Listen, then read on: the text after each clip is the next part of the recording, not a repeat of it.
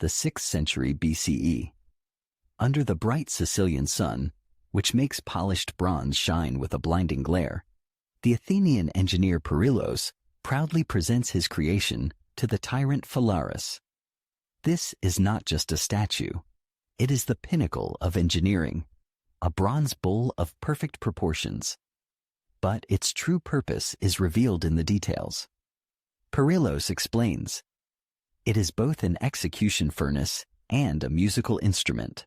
Inside the bull, hollow and fitted with a complex system of pipes, a person is slowly roasted. Their screams of agony, passing through the acoustic mechanism, are transformed into the melodic, prolonged roar of an enraged beast. Phalaris listens in silence.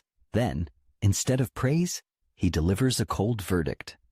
Perillus must personally demonstrate the acoustics. The inventor becomes the first victim of his own genius. Was this merely the cruel whim of a tyrant? Or was there a systemic logic hidden in this act, explaining why power so often seeks not just to kill, but to turn suffering into a public performance? The story of Perillus is not an exception, but a key to understanding an entire system. It leads us to two mysteries that defy modern logic.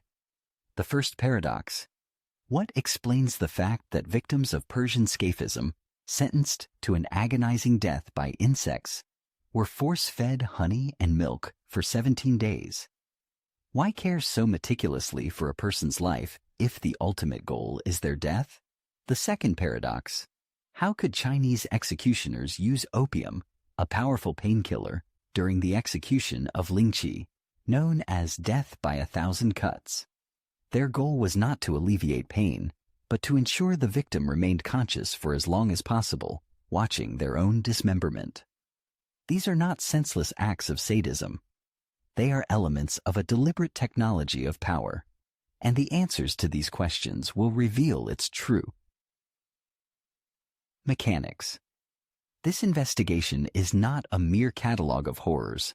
Its purpose is to answer the main question: why? Why did civilizations that created the Parthenon and the Great Wall invest just as much genius into inventing hell on Earth? By the end of this film, you will stop seeing these methods as mere barbarism.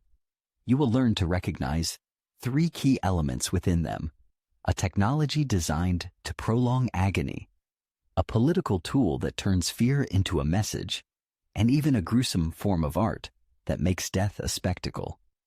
We will dissect these executions not as exhibits in a museum of horrors, but as functioning mechanisms, as if dismantling a clock to understand how each gear serves the overall purpose. This knowledge provides a key to how fear works as a tool of control in any era. Our investigation will follow a clear map. This is not a chaotic collection of facts, but a systematic dissection of the system. In just 4 minutes, we will delve into Persian Scaphism and reveal how the human body could be turned into a self-sustaining ecosystem for insects. This is the answer to our first paradox.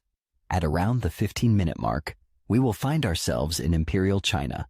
Here we will understand how the lingchi execution was designed to destroy not only the body, but also the soul in the afterlife. This is the answer to our second paradox, and toward the end, at the 20-minute mark, we will assemble all the evidence and prove that this entire horror evolved into a form of public performance. We will unveil the concept of the aesthetics of death. In 4 minutes, you will learn how honey and milk became the most terrifying weapons in the hands of Persian executioners. Honey and milk. Not weapons, but food. Yet it is this detail, recorded by Plutarch, that shatters the logic of punishment. Why force-feed someone you are killing? The mechanism seems primitive. 2 boats serve as a sarcophagus. The body is inside with only the head, hands, and feet exposed. Everything is smeared with honey and milk. But the reality was brutally stark. The process could last up to 17 days. This turned the execution into a biological project where the victim was a resource. Force-feeding was the fuel for this system. The main horror was not in the bites. The victim died from septic shock and gangrene. Their body, overflowing with waste, would begin to rot from the inside, becoming an incubator for worms. The Persians didn't make nature attack from the outside. They forced the body to devour itself. Plutarch was a moral philosopher, but his description is striking in its cold-blooded detail. The first layer of horror was physical: the heat, the bites, the immobility. But the psychological aspect was more terrifying: the complete loss of control over one's body, which became alien, turning into food. It was a slow erasure of the boundary between self and decay. The execution did not happen in isolation. It was a public spectacle. Unbearable humiliation was added to the torment. The person still alive became an object of revulsion for passers-by. They ceased to be human long before physical death. The true goal was not death, but dehumanization. Scaphism was a technology for turning a person into a thing. If you had lived at that time and walked past, what would you have felt? Compassion, fear, or satisfaction? Why was this complex method necessary? The explanation lies in the symbolic realm. The criminal was not killed by an executioner, but was given to nature to be devoured. This created the illusion that the person was not executed, but consumed by chaos, partially relieving the executioners of moral responsibility. But this was not an evasion of responsibility. It was a powerful political statement. Scaphism was a message. We control not just your life, we control the very process of dying. It was a demonstration of power over biology. Scaphism is an example of organic cruelty disguised as a natural process. But cruelty can also be mechanical. The key to the next level lay in transforming biology into physics and decay into acoustics. Scaphism is absolute biological terror. Its logic is to amplify the natural processes of decay, forcing the body to become a weapon against itself. Now, a sharp contrast. Where the Persians used the living and the rotting, the Greeks, in their darker manifestations, used the inanimate, metal, fire, and the laws of physics. It was a leap from using nature to imitating and improving it with technology. This step takes us directly to Sicily, to the court of the tyrant Phalaris. We move from marshy shores to a scorching workshop. Here, an execution so perfect was created that its inventor immediately became its first victim. Why did the tyrant Phalaris execute the genius who created a unique weapon for him? To destroy the creator seems illogical, but the essence of acoustic terror is hidden in this irrational act. Perillus of Athens, a brilliant bronze caster, wanted to please the tyrant. Phalaris was seeking a new tool to intimidate his enemies. The bull became the intersection of their ambitions. But the key moment of the story is not the execution itself, but the tyrant's words. Phalaris didn't just kill Perillus. He did so with chilling irony, ordering him to be the first to test the music of his instrument. This was the message. The tyrant holds power not only over people, but over technology itself. Phalaris ordered Perillus to be pulled from the bull while he was still alive and thrown from a cliff. The terror of the bull was not in the fire, but in the sound. How did an empty metal statue become known as the most melodic of torture devices? Its design seems simple: a hollow, life-sized bronze bull, a hidden hatch on the side for the victim. Fire underneath, turning the metal into a furnace where temperatures could reach 400 degrees Celsius. But the main secret was hidden inside. A complex system of pipes and valves was mounted in the bull's head. This acoustic mechanism was designed so that screams of agony, passing through it, were transformed and amplified, becoming like the furious roar of a beast. This technology turned the most terrifying manifestation of suffering into something else, into the music of tyranny. This sound was not intended for the victim, but for those who remained outside. Why complicate the design so much? Why wasn't it enough to simply burn a person? At first glance, the bull was a symbol of Phalaris's own power and fury. Its roar was the voice of authority. But the effect on the crowd was far deeper. Human screams evoke compassion. The roar of a mythical beast evokes awe and terror. The acoustic system worked as a filter. It let pure agony pass through, but the output was a product cleansed of human compassion.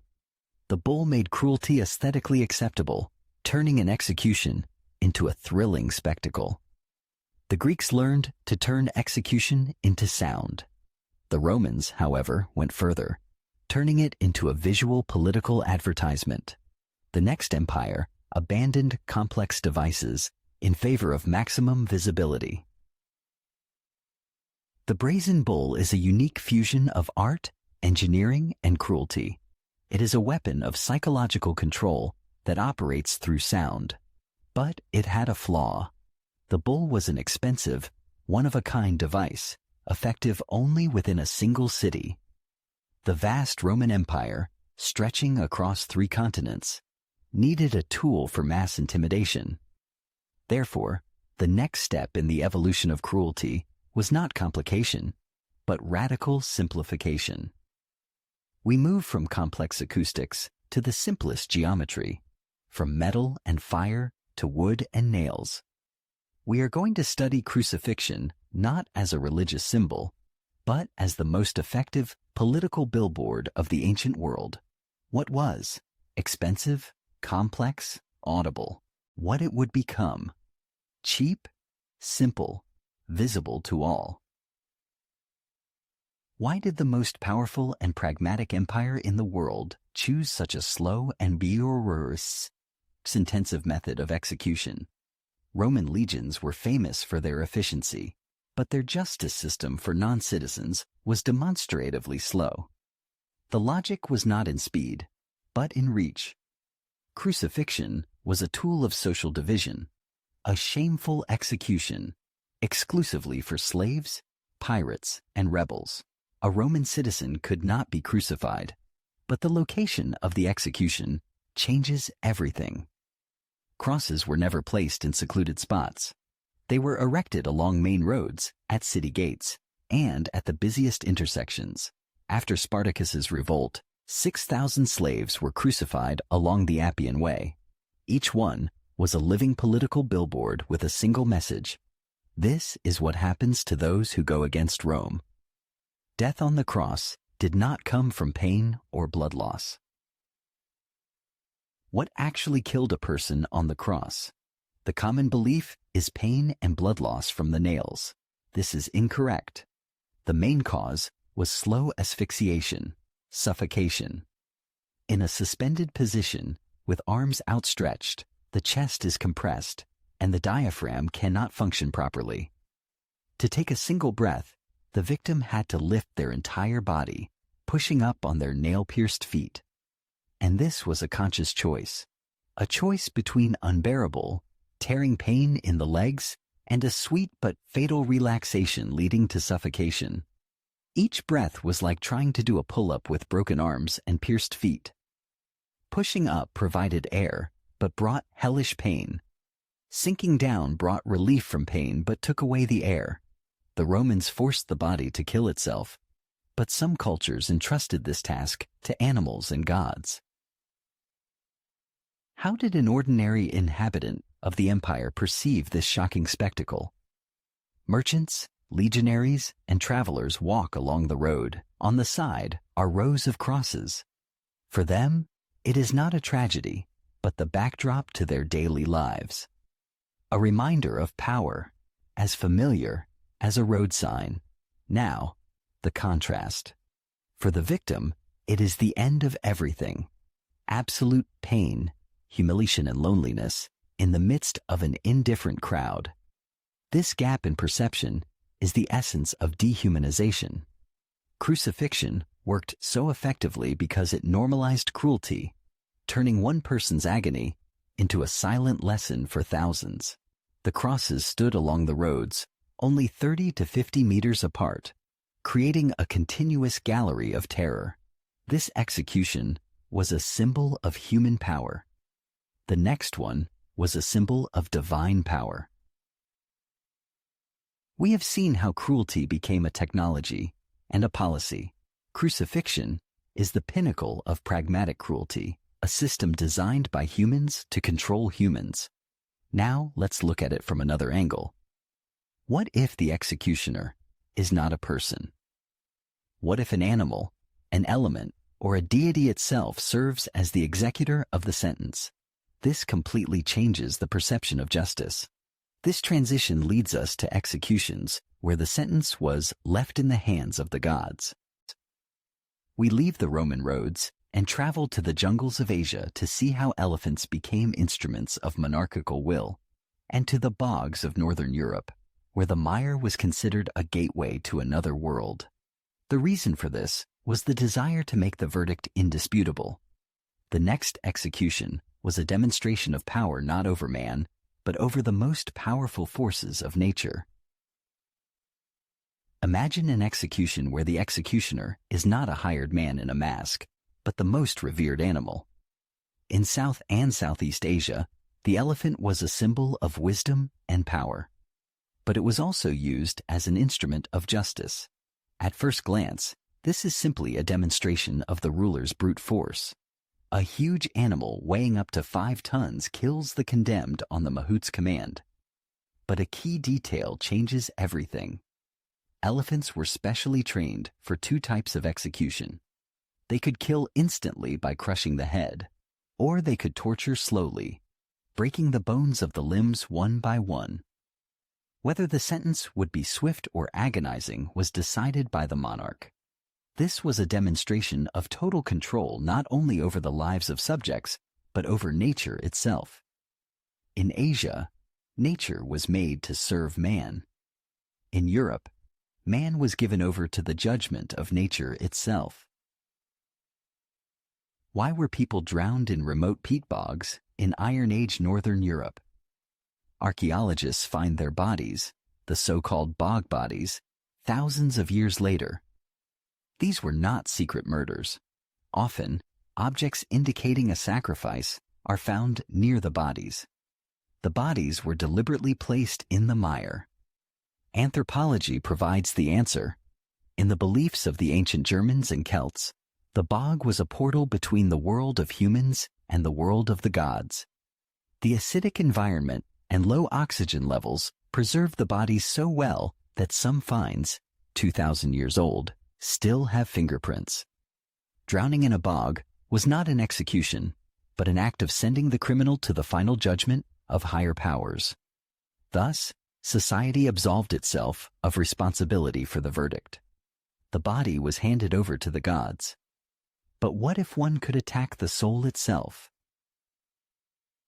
The common logic uniting being crushed by an elephant and drowning in a bog is known as an ordeal, or trial by God.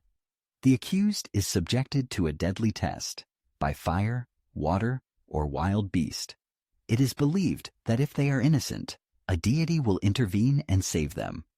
This created the illusion of just a verdict, but it was a system with a predetermined outcome. There was no chance of survival. The ordeal worked like a scale, with a person's life on one side and the will of the gods on the other. And the scale was always rigged in advance. The ritual form made the verdict absolutely legitimate. To dispute such a verdict meant going against the will of the gods. It was an ingenious way to disguise human will as divine justice.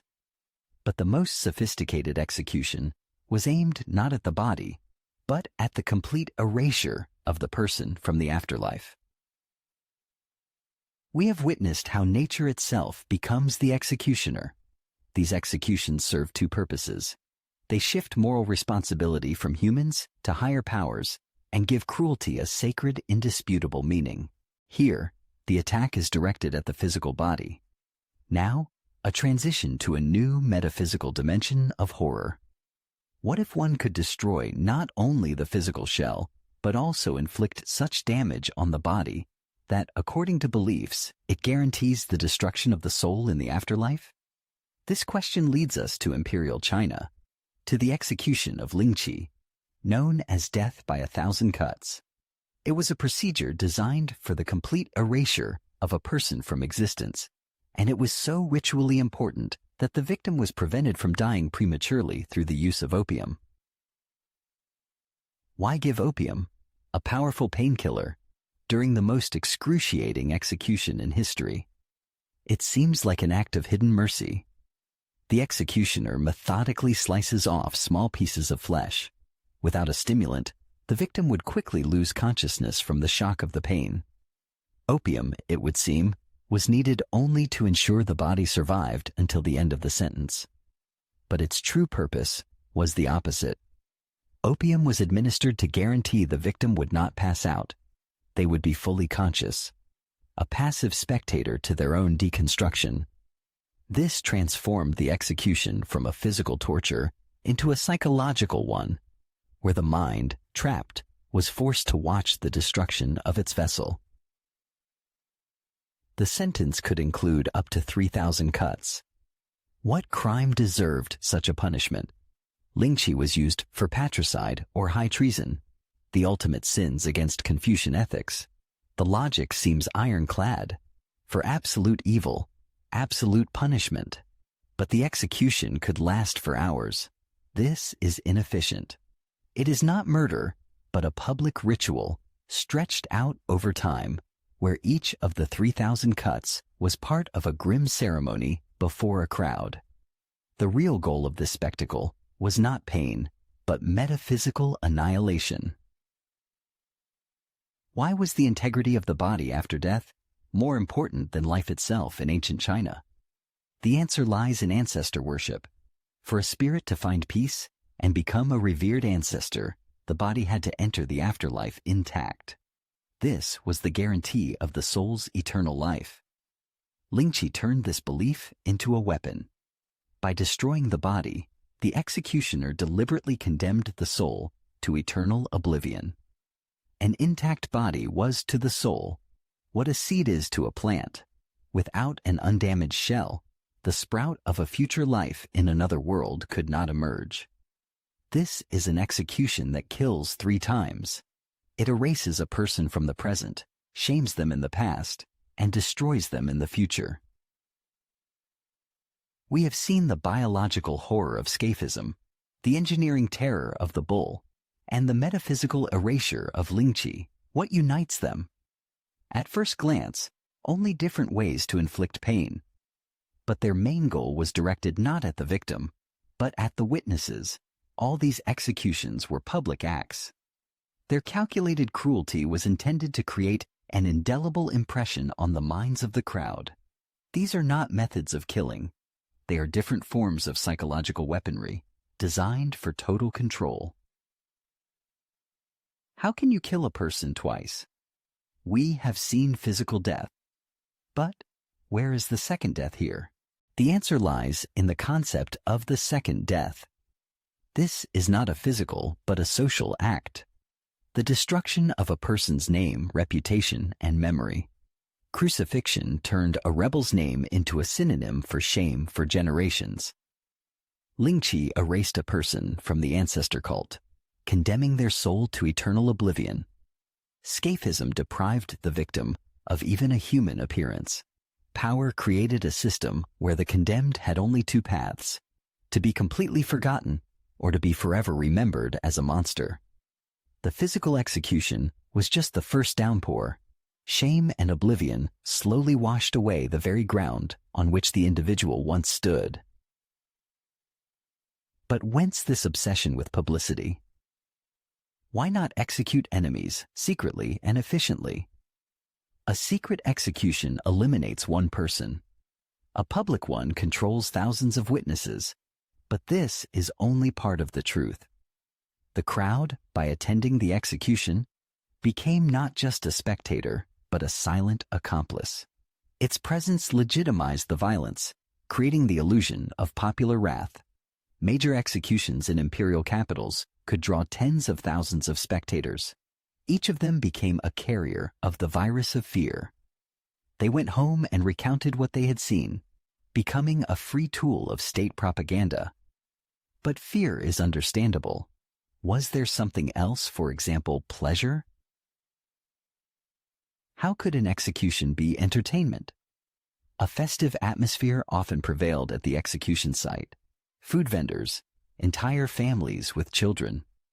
At first glance, this is simply a manifestation of bloodlust in a world without modern shows. But the psychology of the process was more complex. The execution was a form of live theater. It was a drama with a villain, a hero in the form of justice, and a shocking finale with a real death. The air was filled not only with screams but also with the smell of roasted food and the buzz of an excited crowd. This created a complex psychological cocktail of fear, righteous anger, curiosity, and immense relief. Thank God it's not me. It was this mixture that made execution such a powerful tool. What do we have in the end? Execution is a psychological weapon, a propaganda tool, and a form of public show. If you put these pieces together, the answer to the main question begins to emerge. Why so much ingenuity? Because the goal was not simply to kill, but to create a work that would remain in memory for centuries. Physical pain was just one layer.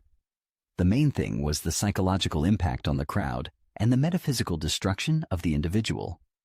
We have put together three key elements: weapon, propaganda, and show.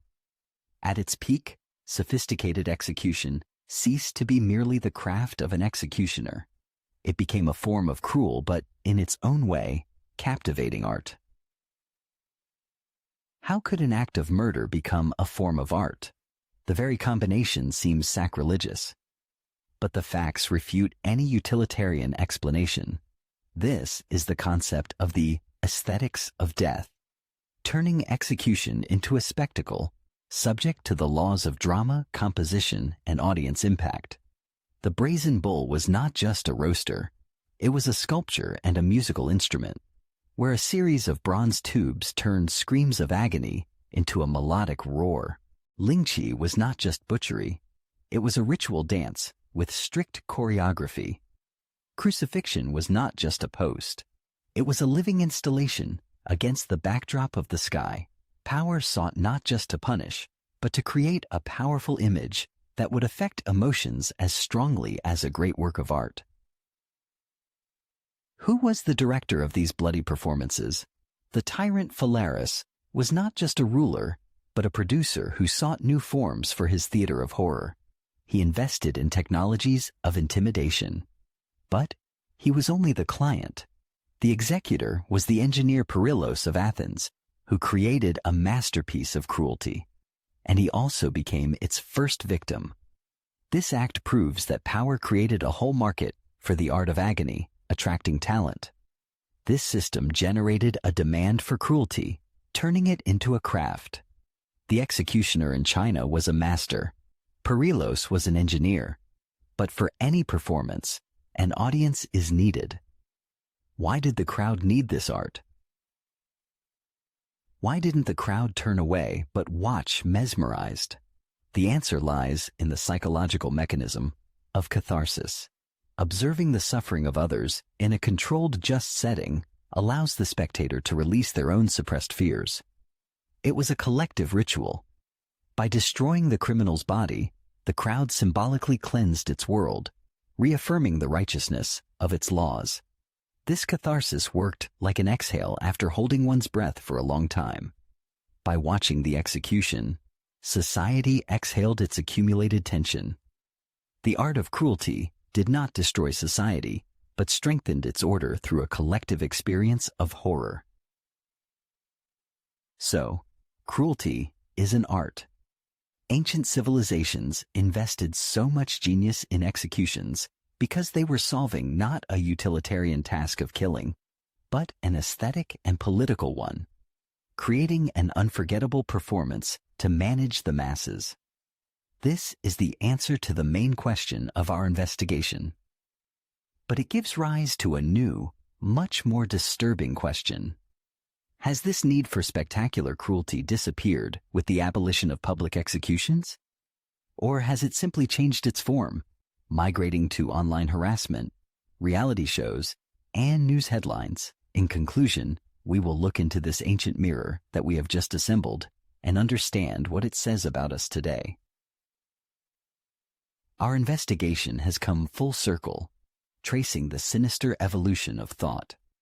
We began where nature itself was the executioner, on the Persian shores, where Scaphism turned the body into an ecosystem for insects, and in the Asian jungles, where elephants delivered justice. This was the first stage, the subjugation of nature. Then we saw how human genius moved from using nature to imitating and improving it. We found ourselves in a Sicilian workshop, where the Brazen Bull turned the laws of acoustics into a weapon, and on Roman roads, where crucifixion became a soulless conveyor belt of visual propaganda. This was the second stage, the creation of machines. Finally, we reached the highest point of abstraction in Imperial China, where the lingchi execution was aimed not at the body, but at the complete erasure of the soul from the afterlife. This was the third final stage, ritual art.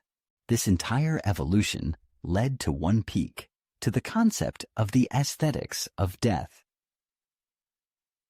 Now we can return to the two mysteries with which we began and give them final answers. Why was the victim of Scaphism force-fed honey and milk for up to 17 days? The answer is simple and terrifying. Not to prolong life, but to prolong decay. The body had to become more effective fuel for the torture, a self-sustaining incubator for worms. Why did Chinese executioners give opium during the death by 1,000 cuts? Not out of mercy, but to ensure that the main spectator of this performance, the victim themselves, would not lose consciousness and miss a single act of their methodical destruction. The mind had to remain trapped, observing the deconstruction of its body. These details are not paradoxes. They are key elements of the script, deliberate technologies that turned execution into a performance where suffering was the main special effect. All of this proves the main disturbing thesis of our investigation. Sophisticated cruelty is not a sign of barbarism. It is a product of the most developed civilizations of their time, their dark achievement. It required deep knowledge of engineering, biology, psychology, and ritual art. The line between civilization and savagery turned out to be not the absence of cruelty, but how elaborately it was organized, packaged, and justified by higher goals, the will of the gods, justice, or state security. Civilization is a thin layer of ice on a deep lake. On the surface, everything seems solid and orderly, but beneath it always lies a primal cold depth. The technologies have changed, but the psychology of control and the thirst for public condemnation remain. This mirror reflects not only the past, but also our present. And this presents us with a final choice that concerns everyone. At the center of this drama are always two figures. The first, a lone inventor, like Perillus, whose genius can design and create an unimaginable instrument of torture. The second, a faceless but all-powerful crowd that applauds its use and demands a spectacle. After everything you have seen, answer this for yourself. What scares you more? The cold, rational ingenuity of a genius who creates hell on earth, or the hot, enthusiastic roar of a 1,000-strong crowd demanding this performance? Write a single word in the comments. Inventor or crowd? This choice is not just an answer. It is the beginning of the most important discussion about the nature of evil that we must have today.